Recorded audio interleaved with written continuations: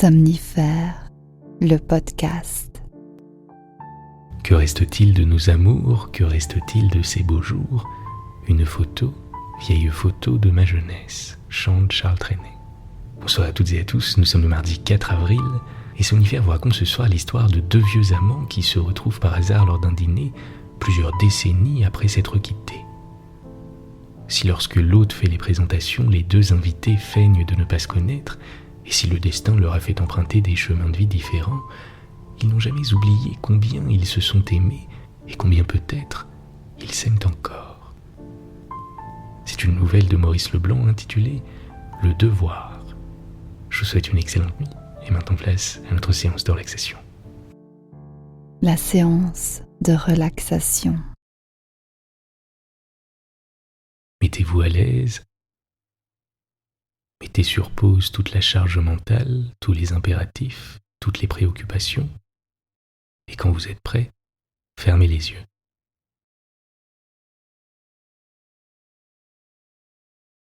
Pendant un court instant, observez simplement votre respiration, les appuis de votre corps avec le matelas, le poids du drap ou de la couverture, et laissez tranquillement la détente s'installer.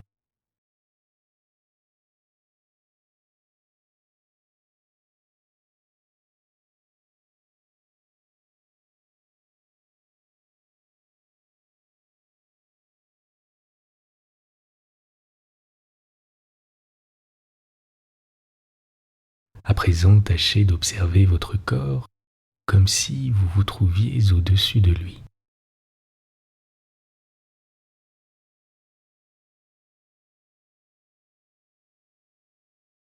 Comme si vous flottiez au plafond ou dans un coin de la pièce.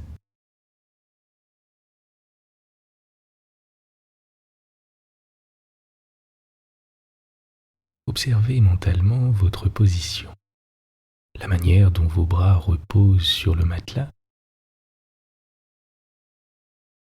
vos cheveux sur l'oreiller.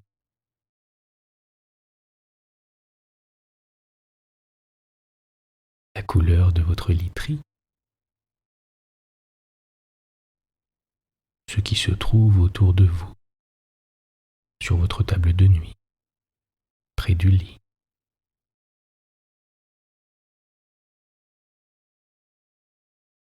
Les meubles qui se trouvent dans la pièce.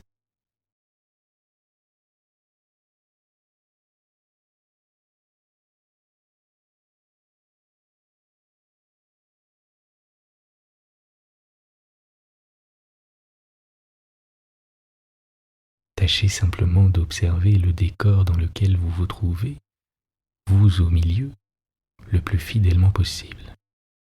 Je vous laisse un petit instant pour le faire.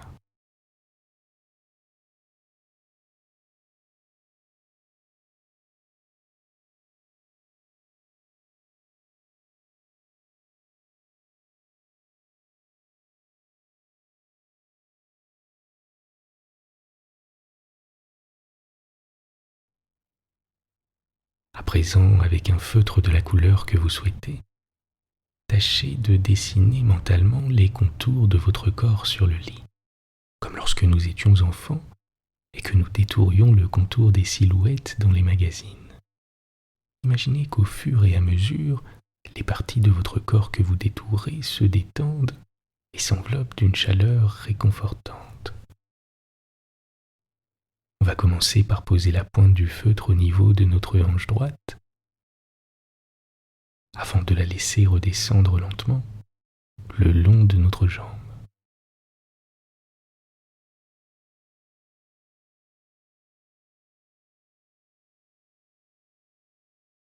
Tout en faisant en sorte d'être précis et appliqué, notamment en détourant notre pied et chacun de nos doigts de pied. D'abord notre petit orteil, puis le second, le troisième, le quatrième,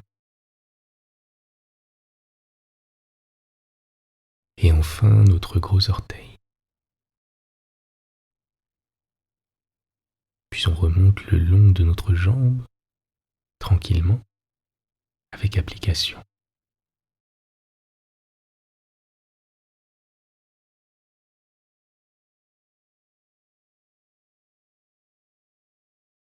Avant de redescendre à nouveau, avec précision.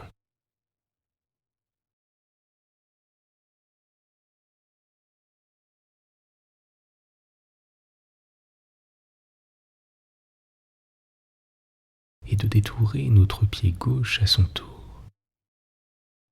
D'abord le gros orteil, puis le second, le troisième, le quatrième, et enfin notre petit orteil. Puis on remonte lentement, avec précaution, jusqu'à notre aisselle.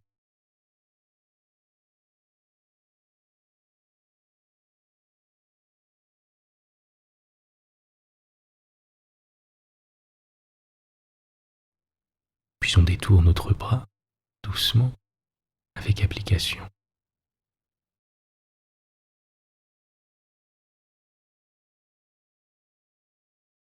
Ainsi que chacun de nos doigts, tranquillement, un à un.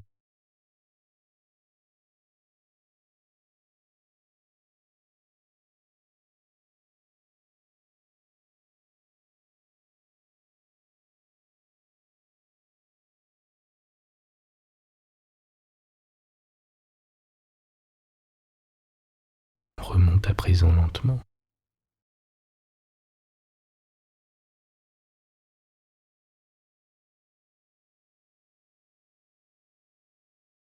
Et on dessine la courbe de notre épaule, puis de notre cou, de notre tête qui repose sans tension sur l'oreiller.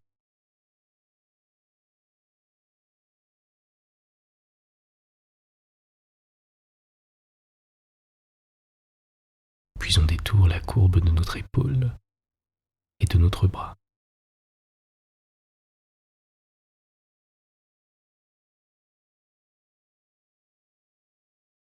Et enfin, à nouveau, chacun de nos doigts.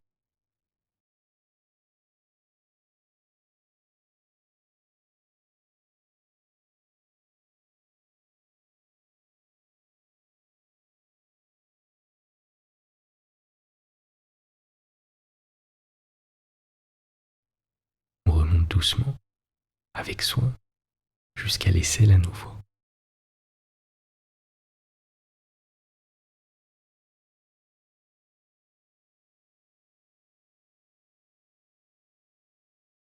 Et on redescend enfin, lentement, jusqu'à notre point de départ.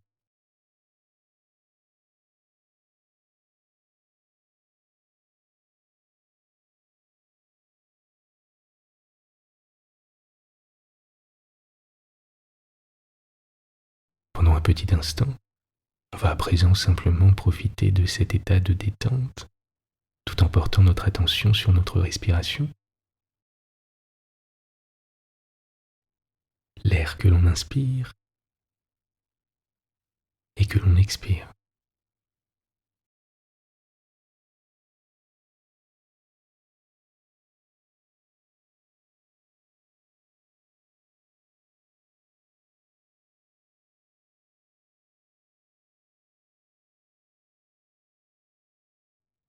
Et on reste attentif au mouvement de notre ventre qui monte et qui descend.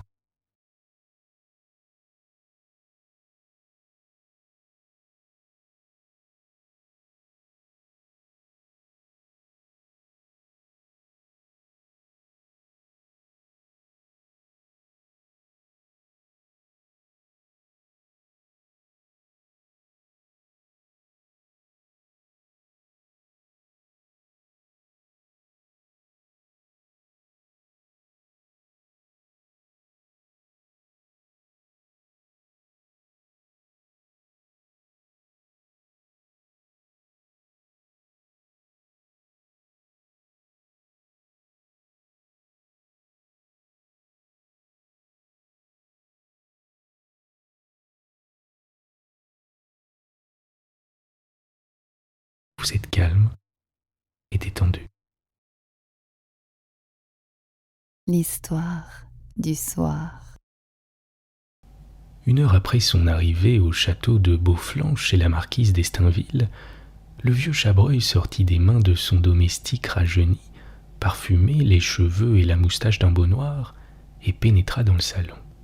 « Venez ici qu'on vous présente », s'écria la marquise. Elle s'empara de son bras, le conduisit vers 2 dames et un jeune homme assis près d'une large baie vitrée, et prononça en souriant: « Monsieur de Chabreuil, un camarade de cercle de mon mari, un de ses compagnons de débauche auquel j'ai pardonné en raison de mon veuvage.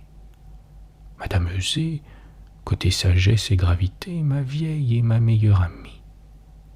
Madame Stifler, côté rire et folie, il est permis de lui faire la cour, son mari ne vient que le dimanche. » Elle s'arrêta. Visiblement, Chabreuil ne l'écoutait pas. Manquant à ses habitudes de politesse exquise, il restait immobile, les yeux fixés sur Madame Euzé, qui le regardait elle aussi l'air troublé. La châtelaine surprise demanda: « Vous connaissez déjà peut-être ?»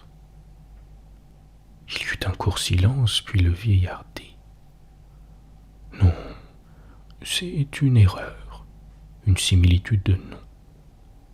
Mais je n'ai pas l'honneur de connaître madame. »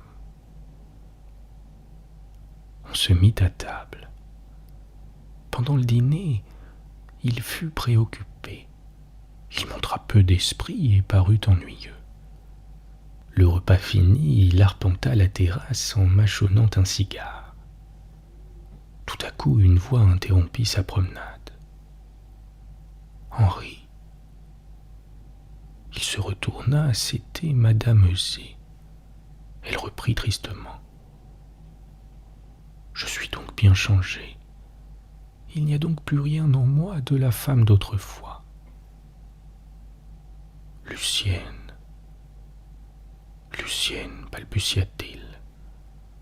Il m'avait semblé, et puis je n'ai pas osé. » Ils se turent, envahis d'une gêne insurmontable. 2 ou 3 fois, Madame Euzé eut une petite toux sèche provoquée par la fraîcheur de la nuit. Au salon, Madame d'Estainville chantait. Alors ils rentrèrent et s'installèrent l'un près de l'autre, loin de la lampe. Et longtemps ils se tinrent là, parlant à peine, tout entiers à ce passé qui remontait soudain à la surface de leur existence.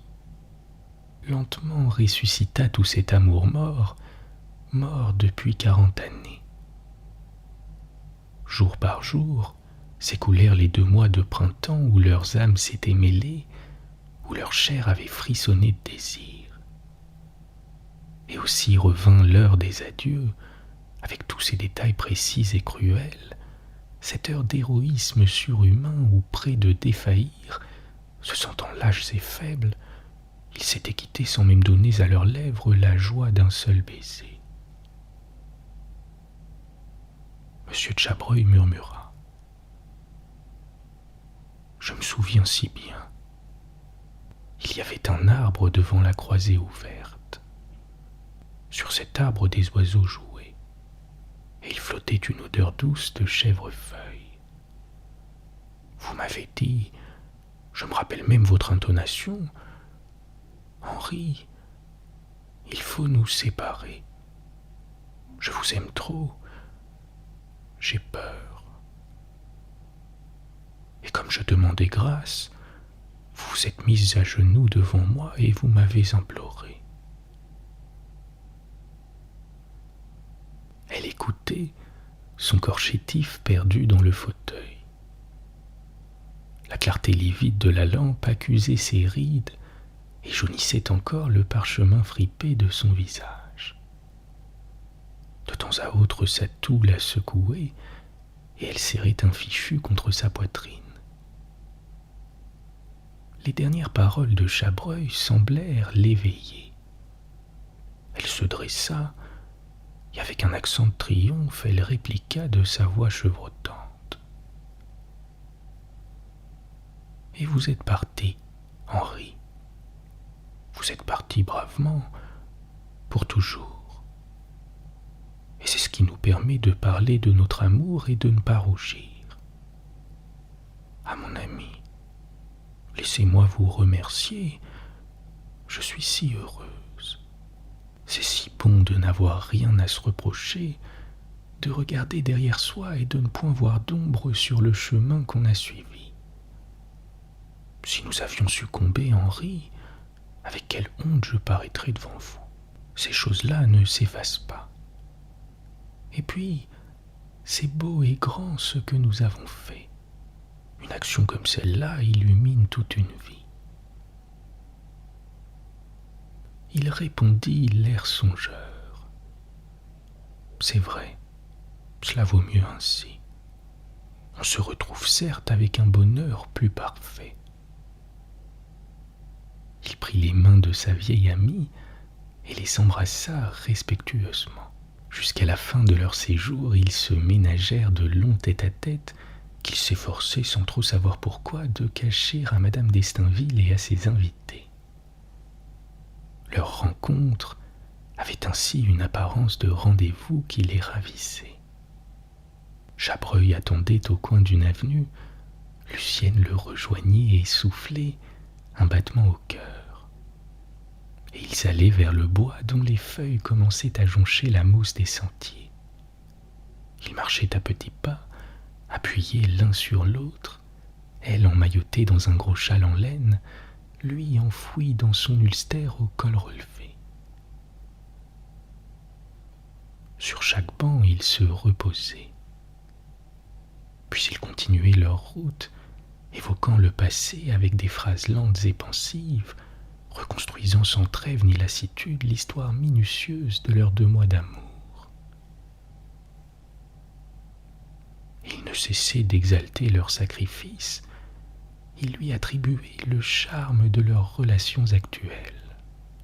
Il acquit à leurs yeux l'importance d'un acte sublime, un peu surnaturel, et ils se considéraient tous deux comme 2 êtres à part, d'une essence spéciale, au-dessus des banalités courantes et des faiblesses de la chair.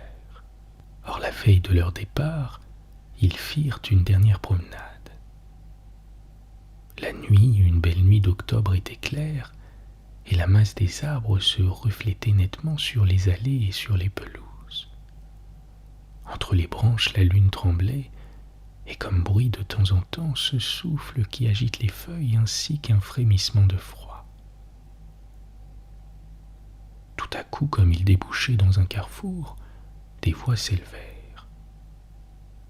Ils s'arrêtèrent, masqués par des fourrés, et aperçurent de l'autre côté, assise sur un talus, une femme, et près d'elle, à ses pieds, un homme étendu.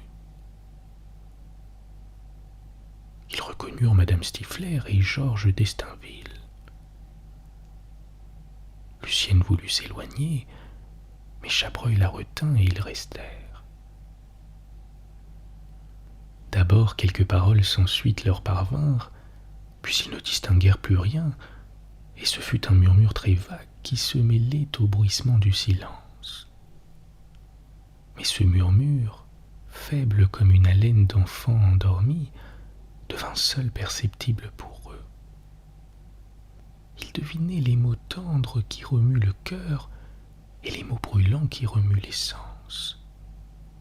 Tous les mots d'amour qui viennent de l'âme et qui ébranlent les nerfs et désarment les résistances.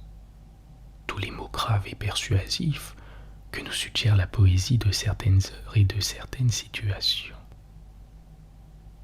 Puis Georges s'agenouilla, saisit les mains de sa maîtresse et la tenant à distance prononça d'une voix haute. « Regarde-moi, Jeanne, que je te vois m'aimer. »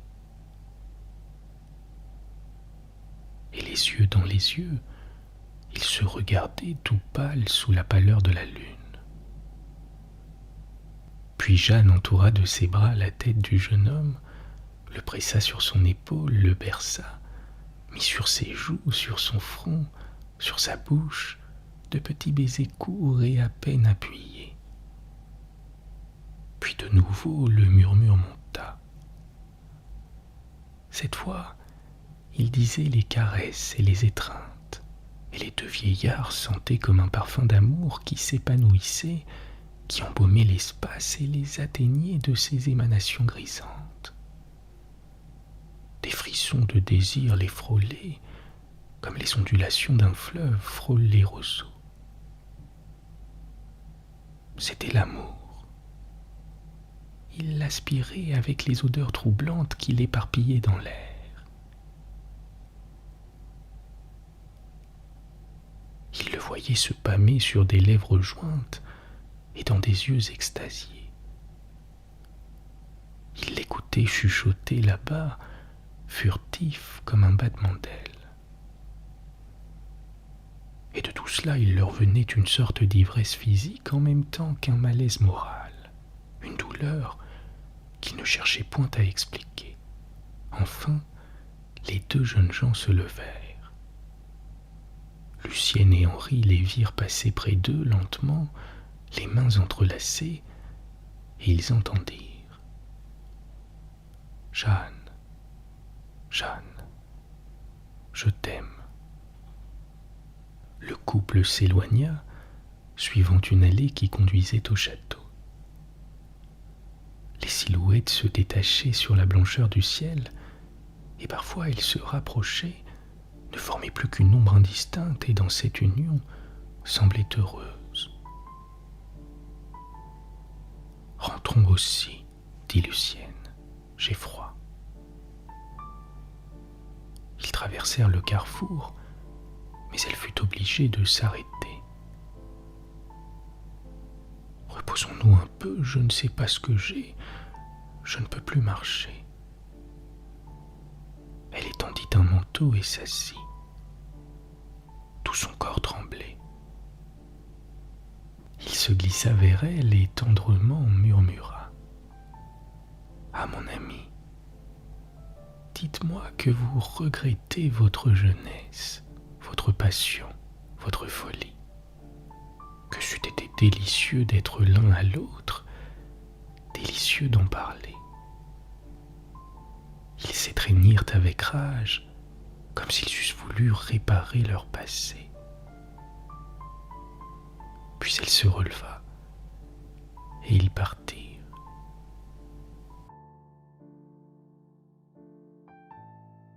Bonne nuit. Bonne nuit.